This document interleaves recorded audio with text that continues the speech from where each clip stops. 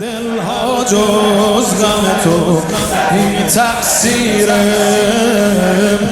عشق تو مال همه عالم گیره،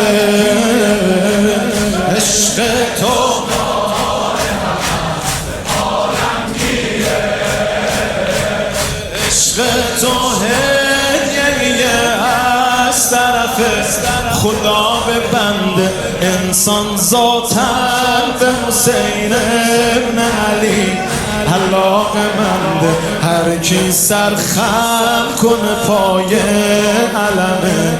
تو سر بلنده،